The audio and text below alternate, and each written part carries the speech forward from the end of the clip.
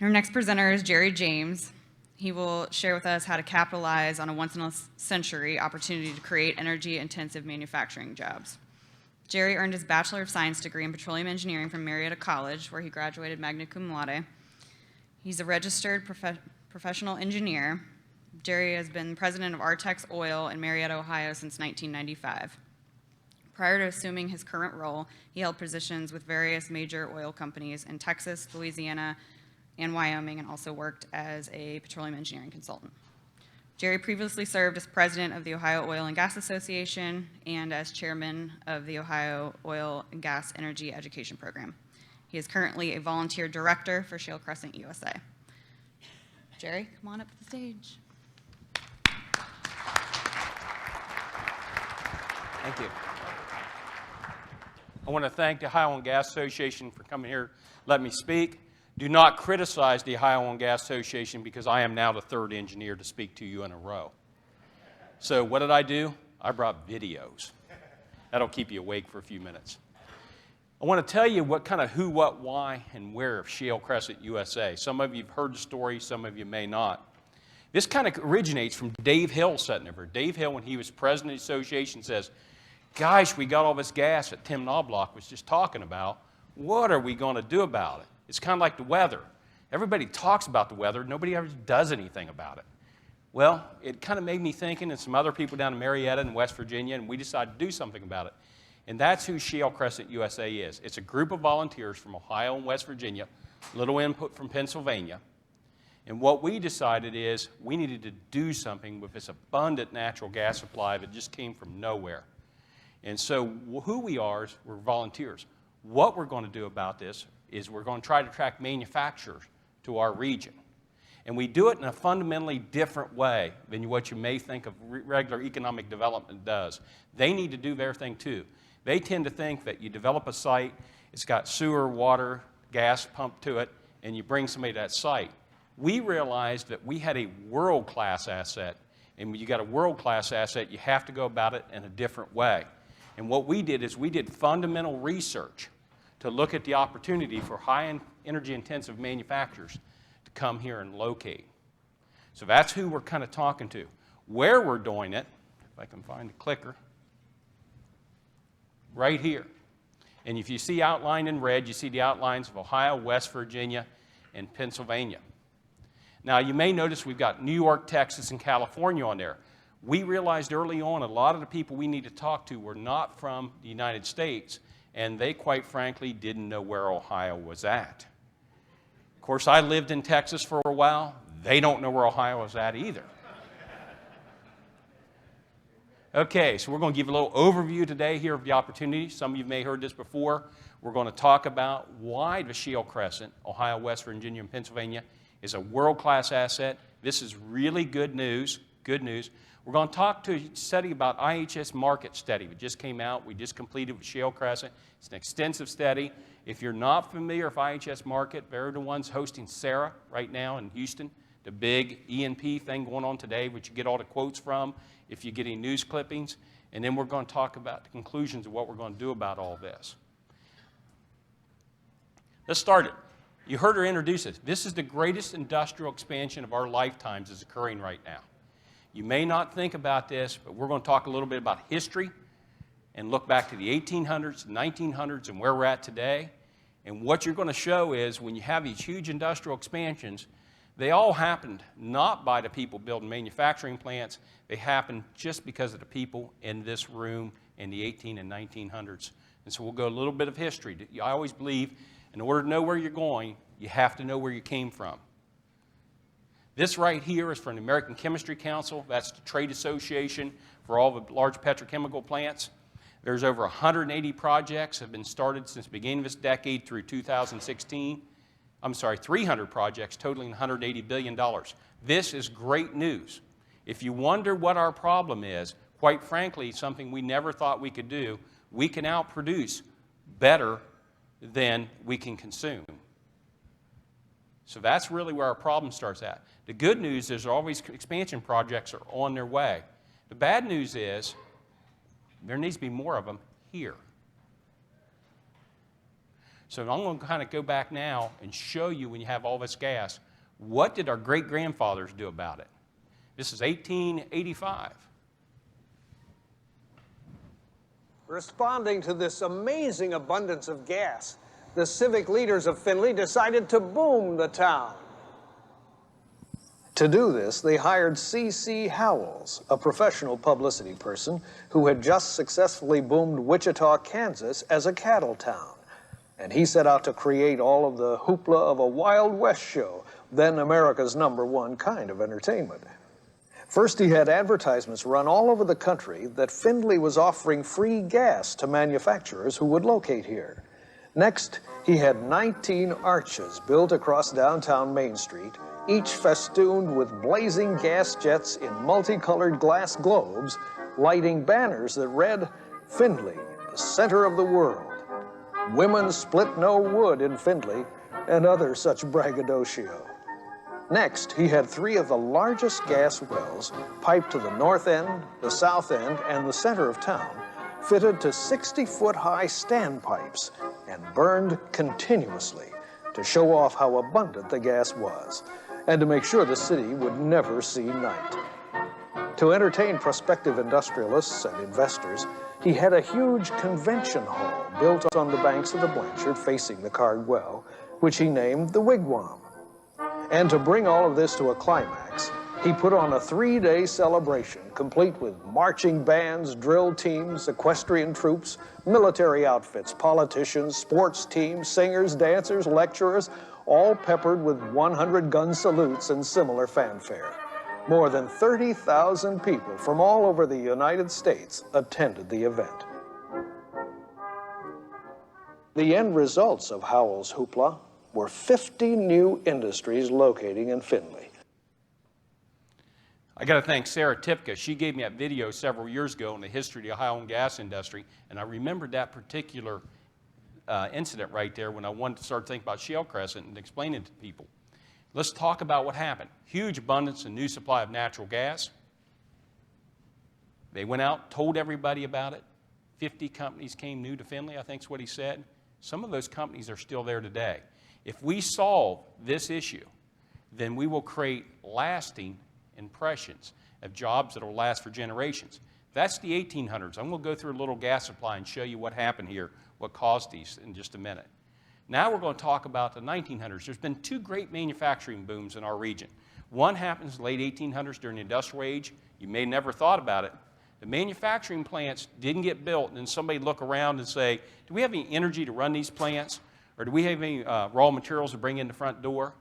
We were leading the energy source of the world in the late 1800s, and that's why the manufacturing plants come. Now we're going to have a second manufacturing boom. It's right after World War II. This right here is a picture of an airplane. If you can see the pilot in the airplane, this is a company based in Marietta, Ohio. Anybody who was anybody had a plane back in those days because we didn't have any interstates, so you had to fly somewhere. And the pilot of that was Eisenhower's pilot during World War II. Marietta Concrete, that you see right there, eventually merged in to become Martin Marietta Corporation, which today is Lockheed Martin. So these were up and thinking people that running this. They wanted to kind of do exactly what we're doing today. They wanted to bring manufacturers to our region. They went out and actually flew them in, hence why that says they ran this ad. There's a seat reserved for you. Now this one confused me a long time. I understand what happened in the 1800s. All of a sudden, we had this enormous supply of natural gas. And we had this huge manufacturing boom. And then we have this post-World War II manufacturing boom here, and I could never put it together why it happened. Finally, reading history dawned on me what happened. As part of World War II, they built long-haul pipelines from the Gulf Coast up into this region to supply the war effort for manufacturing. There had never been long-haul pipelines built like that before. In 1 year, they laid a pipeline from Corpus Christi, Texas, to West Virginia in the middle of World War II, when you had to beg, borrow, and steal equipment and welders and manufacturers. They got that done. After the war, they sold the pipeline. It was the largest asset sale ever conducted by the U.S. government, and that's today what we call Tennessee Pipeline. That created a second manufacturing boom. So you see the first one happened when we produced energy. The second one was when we tapped to the Gulf Coast. Again, both times you've seen what happened. People went out and specifically told people we have this opportunity to create jobs in this region because we have a huge new energy supply. So we talked about the 1800s, the 1900s, got a short 2-minute video. This is how we're doing it in this century. The Mid-Ohio Valley offers a world-class business opportunity. We got great resources in the Shale Crescent. We have an outstanding river, and we got great people that are ready to go to work. We are sitting on one of the largest shale plays in the United States. That is the game changer.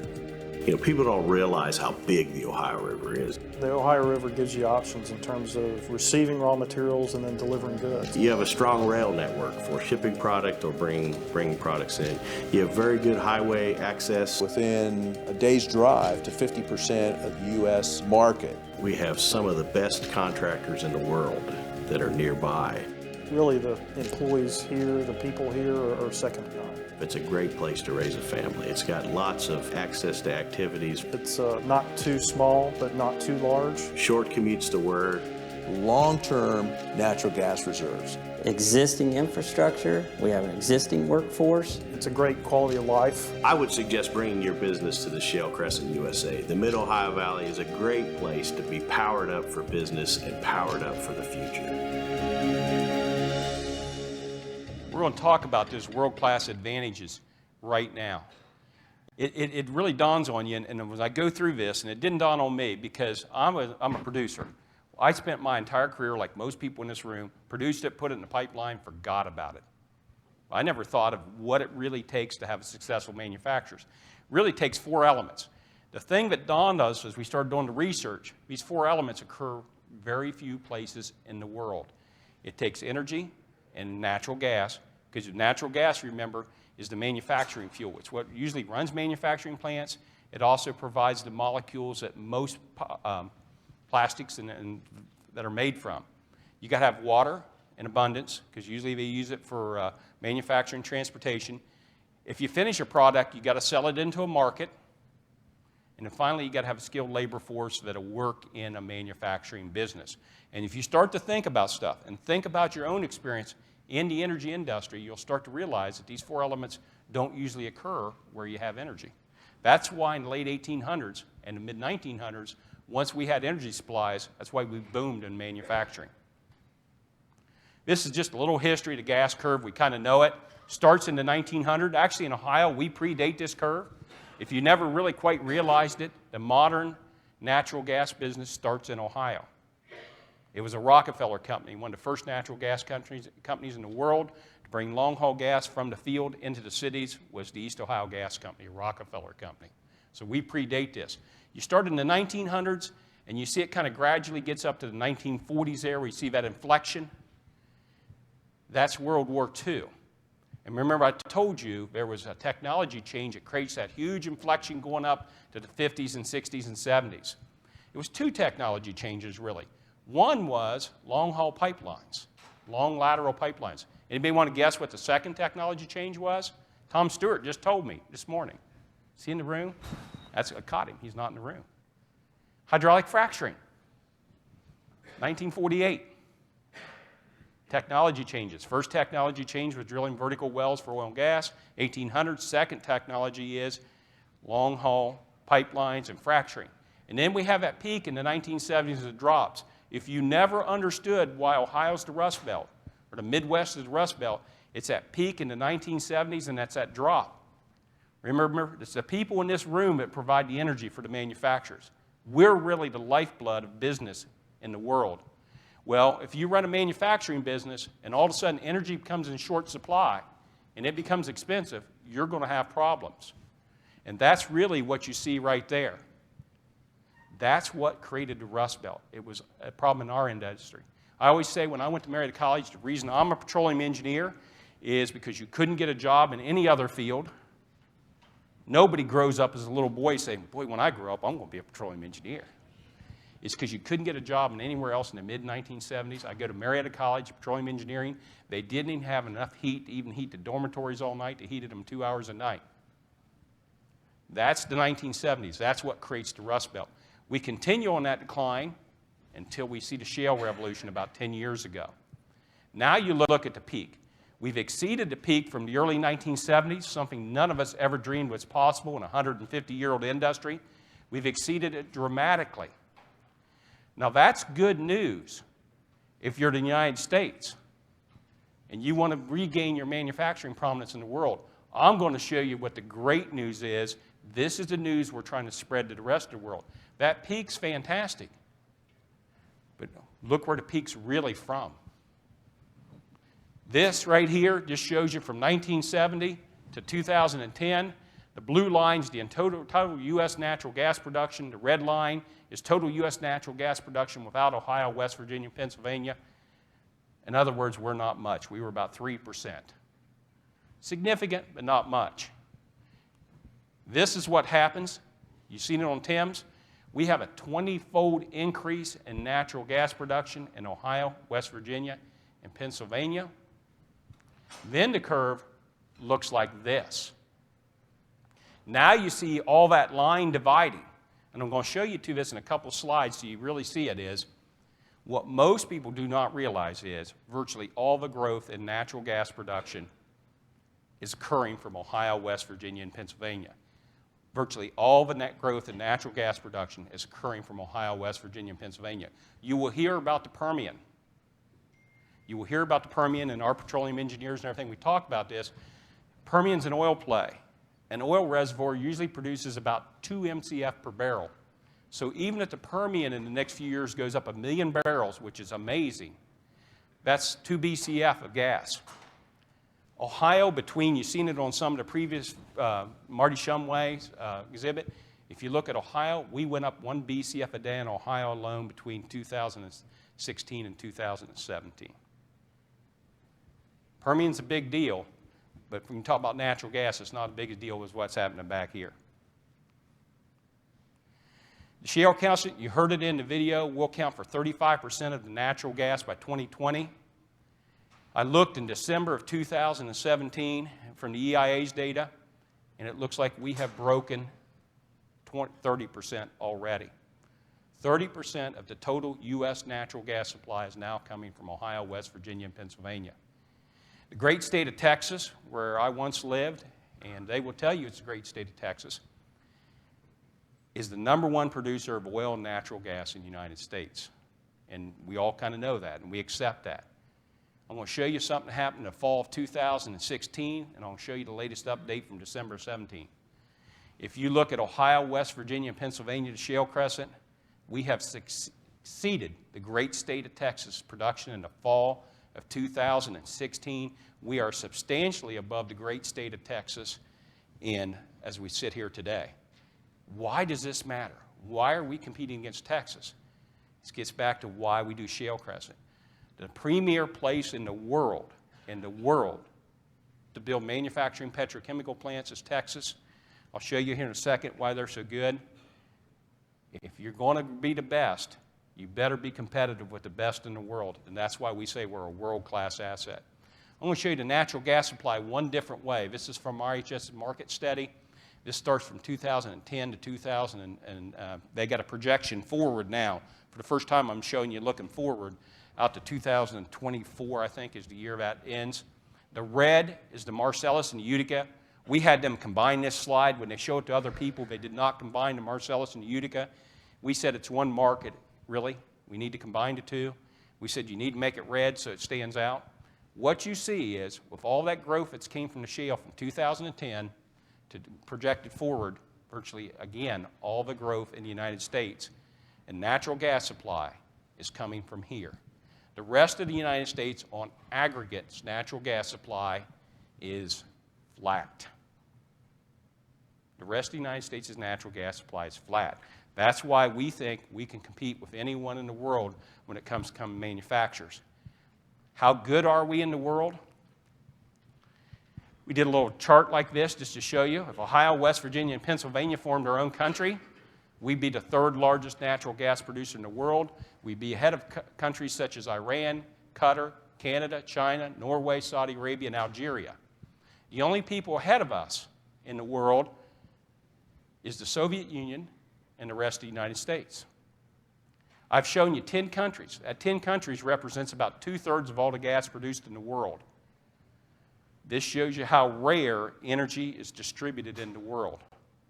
And we'd be third on the list. We'd be third on the list. I got a chance to talk to FTI. That's the people that do EID, that represents us. They've hired a new guy who is, I think his name's David Conti. He's been with them about a year. He was a former reporter in Pittsburgh and was there for 20 years, covered the energy beat over the last few years. And I told him this fact, and he says, everybody knows we'd be the third largest producer in the world if we were our own country. And I had to laugh, and I said, well, I'm really glad everybody knows that in Pittsburgh because that fact came from Shale Crescent USA. It tells me we're getting a little penetration into the market. The other reason I know we're getting penetration is the great Deloitte consulting firm had a slide just like this. Matter of fact, they had a lot of facts when they had a report on how great the Appalachian Basin is. And the only thing I wish they did is give us just a little bit of credit because you could tell they copied about all of our talking points. Well, unfortunately for us producers, if you're one of the largest producers of something in the world, you have the lowest natural gas prices in the developed world. Wrap your mind around this. Not the lowest natural gas prices in the United States. We have the lowest natural gas prices in the developed world. Little busy chart, but what you see there is Japan, Germany, the Gulf Coast, and the red is us. If you look to the extreme left and start 2008, what you're seeing is Japan and Germany. Most places in the world, Japan's a good example. Natural gas prices based on the price of oil. So they're kind of paying a BTU equivalent of oil prices. If you look back in 2008, the prices were all about the same. Roll forward to 16. I'm waiting to get 17's data just came out. But what you see is now we're dramatically lower than Japan and Germany. And the little bar beside us is the Gulf Coast. So we're even dramatically lower than the Gulf Coast. This is both a problem for us and an opportunity. We had a group 2 weeks ago that was in Japan. They talked to the Japanese Petrochemical Society. They seen this enormous supply graph that we showed you. They seen this enormous price graph. They were taking notes like crazy. And they said, we knew about U.S. shale. We had no idea that it was you guys. And so that's a kind of a good thing. The only way we solve this, John Airy, who used to stand up here and say, the only cure for low natural gas prices is low natural gas prices. Well, 10 years, I'm tired of waiting for the cure. So we talk about natural gas. Natural gas, remember, is mainly ethane. The second molecule in natural gas is ethane. And it's ethane, when you keep hearing, I'll give you just kind of a primer in the world of petrochemicals, because I didn't know it until some of the guys on my board explained it to me, is keep in mind that petrochemicals, the first word in that is petro. So it comes from oil and natural gas. So when you hear everybody talk about crackers or ethane crackers or polyethylene plants, first you got to understand that polyethylene is really about 2/3 of all the plastics you ever touch starts as polyethylene. That is demand for polyethylene, and this is the good news. Demand for polyethylene is growing faster than the world's economy in general. It's because a lot of places in the third world are becoming first world, and they're buying cars and consumer goods. So when you go to the meetings of the the chemical manufacturers, they'll tell you that the demand for polyethylene is going to grow faster than the economy in the world in general, about 2 times faster. So this is good news. The second thing is, remember I said petro, it all comes from oil and gas. Most of the rest of the world that does not have access to natural gas because oil is more transportable runs on naphtha, which is the right bar. The gray bar on the right or blue. Naphtha, for a long time, I never knew what naphtha was. Naphtha is what we call light condensate. So now you understand why naphtha is $1.10 a gallon. The bar in the middle is kind of the Melt Bellevue price of ethane, which is the Gulf Coast. So when you talk about all of its construction that's going on the Gulf Coast, and if you've not seen it, there are more cranes running on the Gulf Coast than anywhere in the world right now. They're running on the Gulf Coast naphtha. There is no price for ethane in the Appalachian Basin. There is no liquid market. You can't go look in the index and say it's 10 cents. How you can guess it is it's about 15 cents a gallon to get across the ATEX pipeline to get down to that 25 cents. So our price is 10 cents. Now, if you're selling something that's 10%, of what somebody's buying in the rest of the world, you've got a heck of an opportunity for plants to come here. In addition to that, like I mentioned, we have water for transportation. A lot of people in the rest of the world think about transporting goods on water. We've got it for manufacturing. You can see it right there. We're within 1 day's market. You may have never thought about this. I didn't. But if you make a good, you've also got to deliver the good. And delivering the goods is a substantial cost of manufacturing. So that's why when you think of other places in the world, remember when I listed those other places and I said, look, we're more of in Qatar, we're more of in Algeria? Here's the advantage we have. They have natural gas. But think about how that works for them. Once they finish the product, they got to ship it the whole world over. And they don't have water in abundance, and a lot of those places don't have the skilled labor forces, which I'm going to touch on in a minute, we have too. That's why when I was at the World Petrochemical Conference last year, there was a speaker from Saudi Arabia, and he said, we can't compete with North American shale gas. Now think about that. In the manufacturing world, he said, we can't compete with North American shale gas. It's because you need all the elements, and one of them is proximity to market. If you didn't know, 70% of the polyethylene demand is within 1 day's drive of where we sit, and Ohio has the largest plastic employment in the nation because of our historical manufacturing.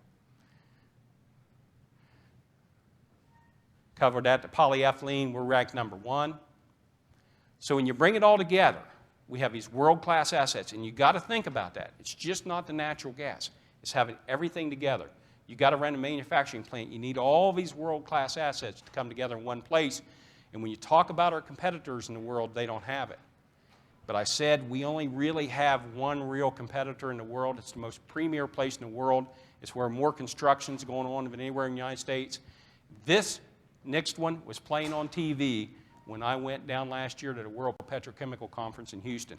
When you're down there trying to sell your region, you'll be real confident when this plays on commercials on TV.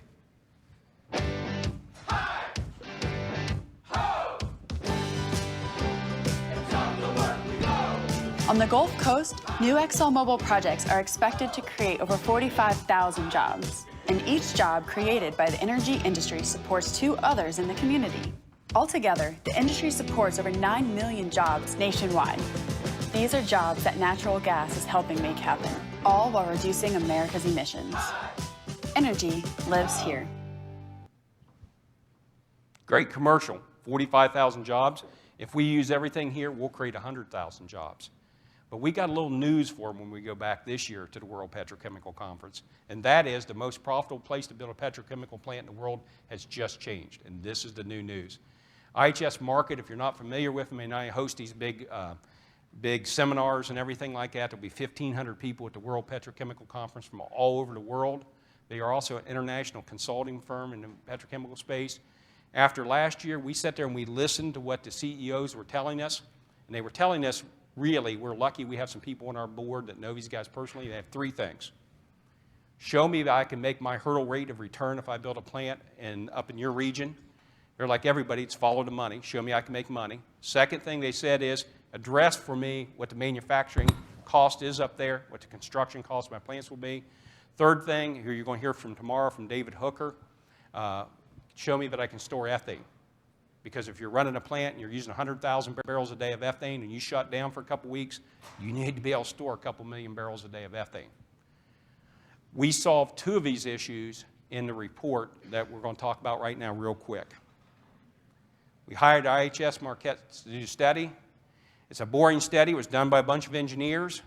It says the ethylene project located in Shale Crescent, USA versus the Gulf Coast. It's real simple. What they really did was they looked at a plant located up here and a plant built on the Gulf Coast. Who's more profitable? First, we know that they projected in the future, even though the ethane prices will increase, that we'll still have 23% lower ethane price. This is mission critical. What we found out from doing the study, when you look at a plant, the #1 cost variable is feedstock cost. Second is we have 23% lower polyethylene. That's what comes out the other end of the plant, pellets, delivered price. The reason is because we're within 70% of the polyethylene demand is within a day's drive. This is where the rubber meets the road. If you look at the net present value of building a plant, they do net present value just like we do when we drill wells.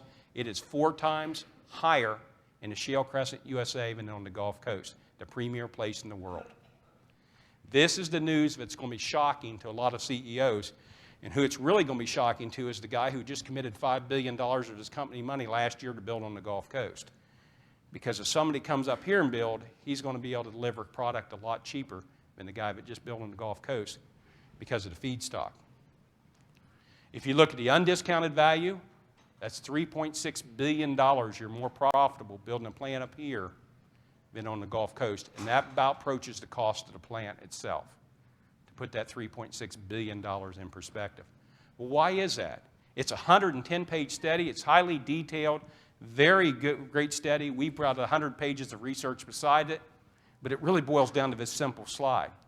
And the reason is, the advantage of building up here is you avoid the cost of shipping the ethane down on the yellow bar to the Gulf Coast, and you avoid the cost on the red bar of shipping the finished polyethylene pellets back, because most of the demand's up here because we have this historic manufacturing base.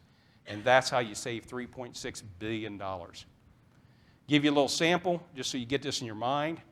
15 cents a gallon to ship on ATEX, 42 gallons in a barrel, 75,000 barrel a day plant, 365 days a year. That's $170 million a year you save in just on cost of shipping the ethane to the Gulf Coast. That doesn't help the manufacturing plant, and it doesn't help the producers either. Conclusions.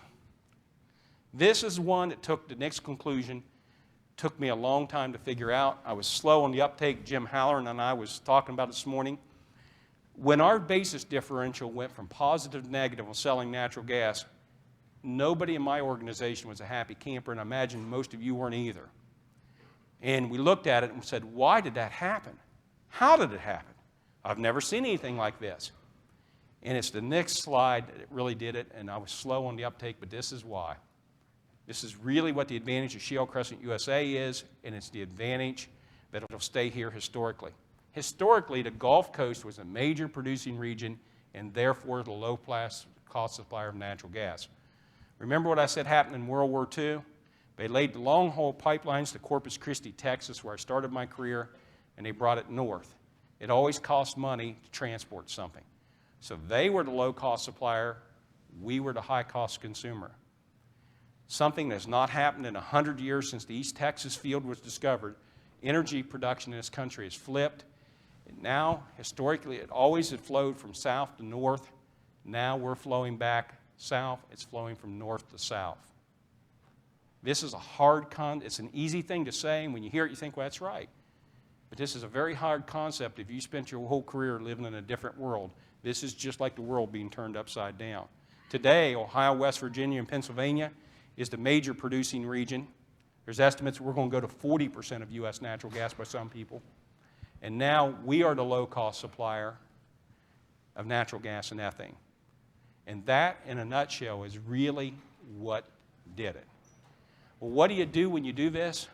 Let's look at what the Gulf Coast did. They built a major manufacturing petrochemical facility. The only way that we producers are ever going to be better is we got to build demand, and the closer we build demand to the wellhead, the better off we're always going to be. The closer we build demand to the wellhead, the better off we are going to be. Lastly, I'll end you with location, location, location. This is something to remind people, because people will say, oh, you guys got this temporary advantage, or prices are temporarily low right now. That'll go away. I've actually heard that statement from a major name petrochemical company, high-ranking officer, and it's hard for them to grasp that the world has just turned upside down, and we've got a competitive advantage that will not go away. So a facility located in Shale Crescent, USA enjoys the benefit of lower feedstock costs and lower freight costs to 70% of the polyethylene market. They need to come here and build. I want to end by thanking you. If you need some additional information, just contact us. We'd love to see some more people get involved. We need a chorus full of voices when the world changes. You need a chorus full of voices saying that the world's changed. I once read that it takes 20 years from a major change before it becomes accepted lore. We don't have 20 years to wait for the next wave of petrochemical plants. That's happening today. The first wave pretty much was on the Gulf Coast. Second wave, we need to get here.